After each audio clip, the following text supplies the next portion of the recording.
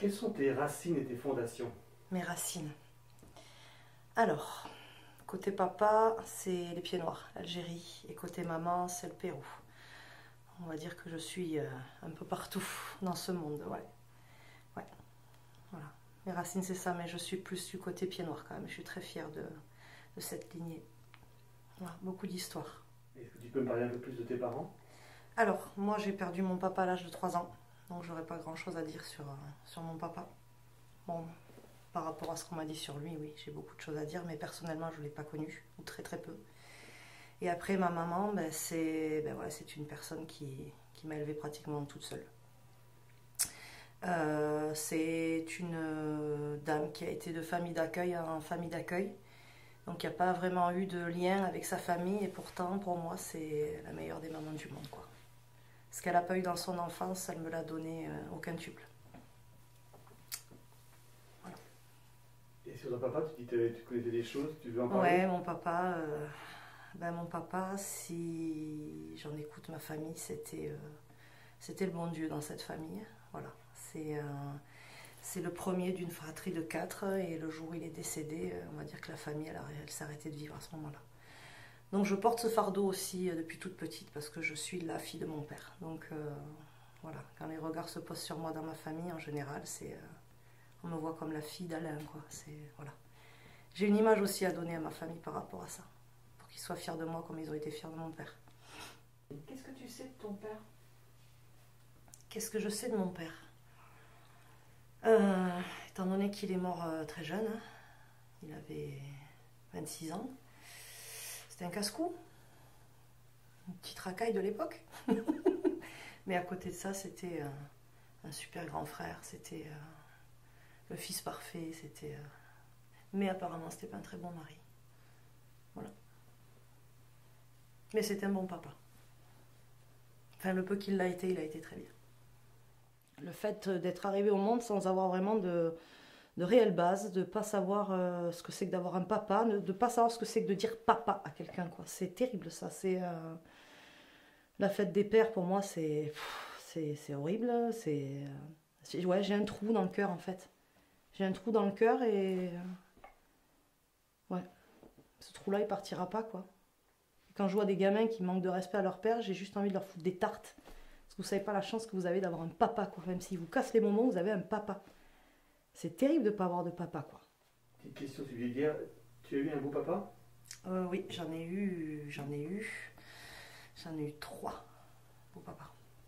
Et tu peux en parler ou... Oui, le premier, il m'a élevé peut-être un an après la mort de mon père jusqu'à mes 11 ans.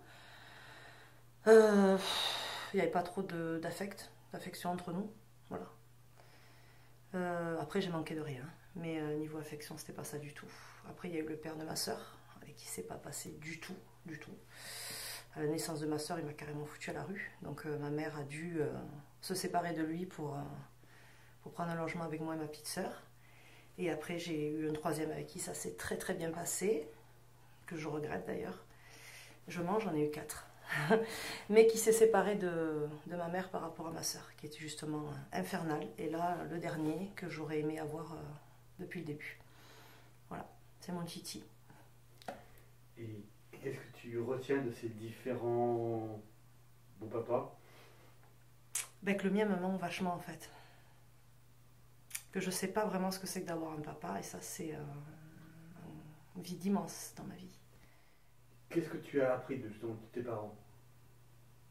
Que la famille c'est important et qu'il faut profiter de chaque jour parce qu'on peut perdre un membre comme ça du jour au lendemain. Donc pour moi c'est très important de profiter voilà, dès qu'on peut. Dès qu'on peut. La famille c'est très important pour moi, oui. Quel enfant tu étais? Moi, une enfant très angoissée, qui n'avait pas confiance en elle, qui a souffert d'anorexie alimentaire. Qui avait peur de tout. La petite fille que je suis que j'étais me suit encore quand même, hein, sur les angoisses. Voilà, la peur de mourir chaque jour. Voilà, se demander pourquoi moi je suis encore ici et pas mon papa. Voilà, et j'ai 42 ans et je me pose encore cette question. Alors je suis une maman très chiante du coup avec mes enfants. Parce que j'ai peur qu'ils meurent aussi, donc je suis très, très maman poule. Quels étaient tes rêves à l'époque, quand tu étais petite fille? Mes rêves. Ce que je voulais, c'était avoir une grande maison avec plein d'enfants et plein de chiens. J'ai presque tout réalisé, sauf la grande maison. Ouais. J'ai pas vraiment eu de rêve. Moi, je me suis jamais projetée, j'ai toujours vécu au jour le jour, en fait. J'aime pas faire de plans. Et je suis comme ça depuis toute petite, parce que comme je te l'ai dit, on peut partir demain, quoi. Donc, voilà. Est-ce que tu as des frères et sœurs? Oui, j'ai une demi-sœur de 27 ans. Quels ont été tes rapports avec elle et quels sont-ils aujourd'hui? Alors, jusqu'à il y a 3 ans, c'est-à-dire à la naissance de mon neveu, c'était très très chaotique, parce qu'on n'a pas du tout eu la même éducation. Ma maman a été beaucoup plus cool avec elle que ce qu'elle a été avec moi. Et c'était une jeune fille assez terrible, je dirais. C'était tout mon opposé, donc je ne supportais pas. Et depuis qu'elle est maman, c'est ma petite sœur, quoi. Voilà. Elle a compris ce que c'était qu'être une femme, et elle comprend ce que c'est maintenant d'être une maman, donc je pense qu'elle regrette un peu ce qu'elle a fait passer à la note de maman. Donc du coup, vu qu'elle s'est pardonnée elle-même, je la pardonne aussi, quoi. Est-ce que tu peux me raconter un souvenir particulier qui t'aurait marqué de ton enfance? Un souvenir particulier. Le premier qui me vient, n'est pas très agréable, mais j'étais amoureuse d'un garçon, donc je devais être en CE2. Et on était chez les amis à ma maman. Et ces amis-là, ils avaient des escaliers qui descendaient dans la maison, qui donnaient dans le garage. Et il y avait 7 marches. Et ce soir-là, dans ma tête, je me suis dit, si tu arrives à sauter les 7 marches, Laurent, il tombera amoureux de toi. J'ai sauté ces 7 marches, sauf que je n'avais pas vu que le plafond était très bas. Et je me suis pris le plafond ici. Et je suis tombée dans les pommes. C'est ma mère qui m'a ramassée, j'avais du sang partout. Donc à partir de ce jour-là, je me suis dit que plus jamais je ferais quoi que ce soit pour les hommes. Et ça, c'est véridique, j'ai encore la cicatrice. Ouais, j'ai passé une semaine à l'hôpital. Voilà. Donc Laurent, si tu m'entends, tout ça, c'est à cause de toi. Durant ta scolarité, La pire année des pires années de ma vie. alors quel élève tu étais? Alors, phobie scolaire, ça englobe tout le reste. Voilà.